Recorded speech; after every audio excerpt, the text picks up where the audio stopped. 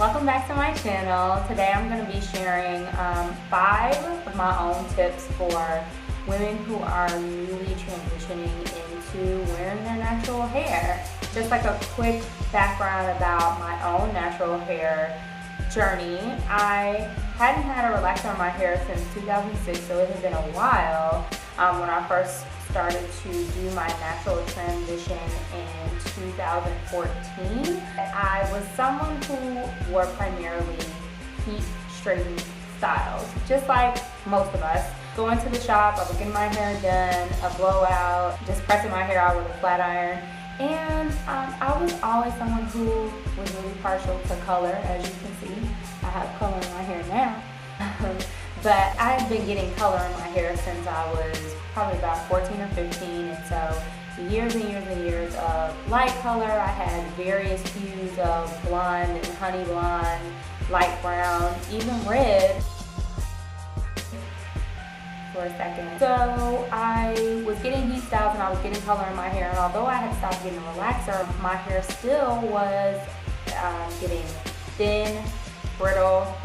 I was experiencing breakage, and I just didn't like the way my hair was looking. I knew how my hair used to look when I was younger. It was long, it was thick, it was healthy, and by the time I was like 25, 27, I just really didn't like the way my hair was looking. I felt like it looked very brittle, and I felt like it was breaking off all the time. So I thought, you know what, it's time for me to lay off the heat. And I think that's what a lot of women go through. And so I'm just going to share 5 of my own personal tips and things that it would be good to know if you are deciding to transition to wearing natural styles more regularly. Number 1, a lot of my friends are going to ask me to show how I did, how I achieved a style, whether it be a 2-strand twist style or a flat twist style, 3-strand twist style, even perm rod sets and flexi rod sets, roller sets, etc. What should I use? How should I do it? And then, they follow whatever advice that I gave them or something else that they saw somewhere, and it just doesn't turn out the same way.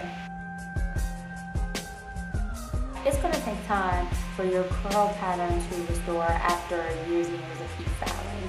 I had the same issue when I first started trying to do like wash and goes, and especially twist styles, flat twist styles, and anything that requires like a set style.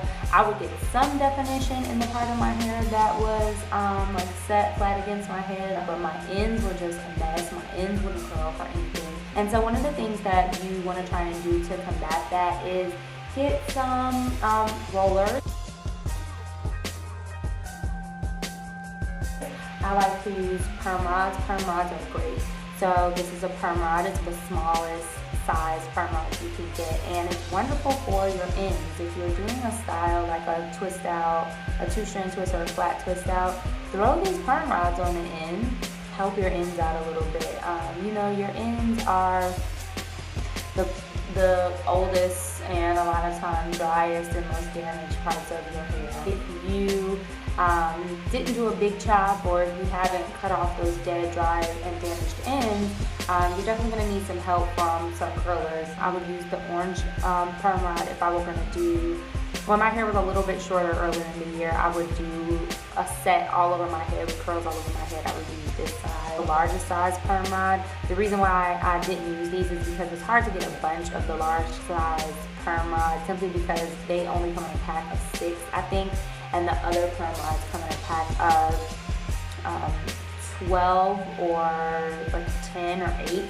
And I think these come in 12 and the other ones come in 10 or 8. So it's just easier to get more of those. The other thing you can try is flexi rods. This is a flexi rod. Obviously, this is one of the medium-sized flexi rods. It's not the smallest, but it's not the largest. Flexi rods are also another great tool to use when you are working on building back your natural curl pattern after heat damage. The second thing that I want to mention is to really, really keep your hair hydrated.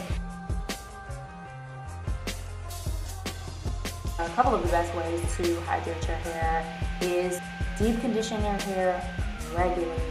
Deep conditioning, having a deep condition treatment is something that I only used to do when I would go to the salon and they would say, do you want a deep conditioning? I'd be like, yeah. And when I was transitioning, I started deep conditioning my hair once a week.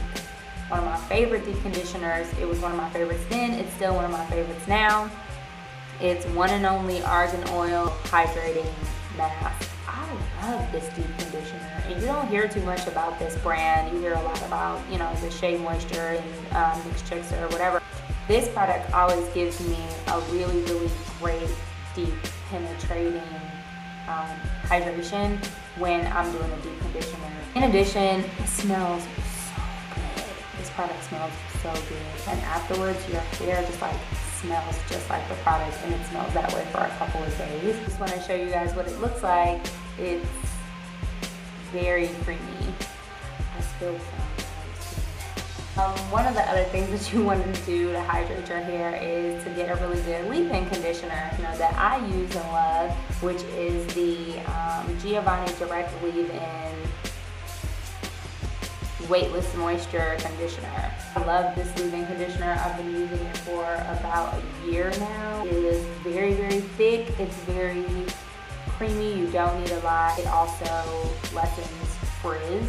You know, sometimes you have a little bit of frizz. This always kind of like knocks that out, if I have any frizz at all.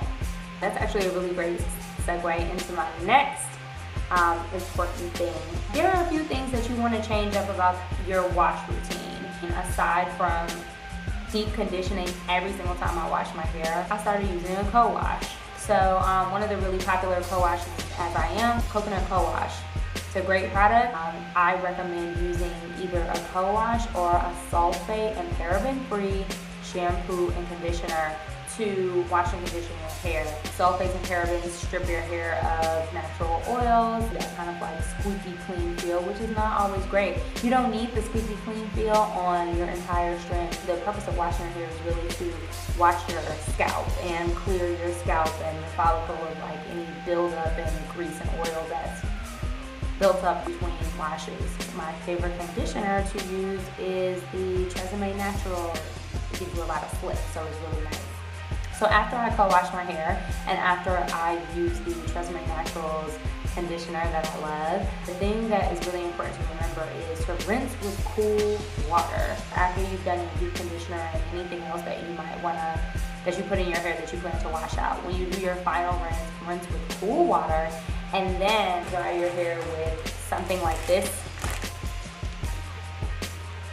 This is still in the package because it's new and I haven't used it yet, but you want to use either microfiber or cotton to dry your hair rather than your typical towel. After rinsing with the cooler cold water and drying with a microfiber or cotton t-shirt, you will notice that your hair is way less frizzy than it would have been if you just like jumped in the shower, washed with a typical shampoo and conditioner that has like sulfates and parabens. You rinse with hot water. Hot water makes your hair follicle swell, so that's gonna lead to frizz. And then dry with a towel just like this.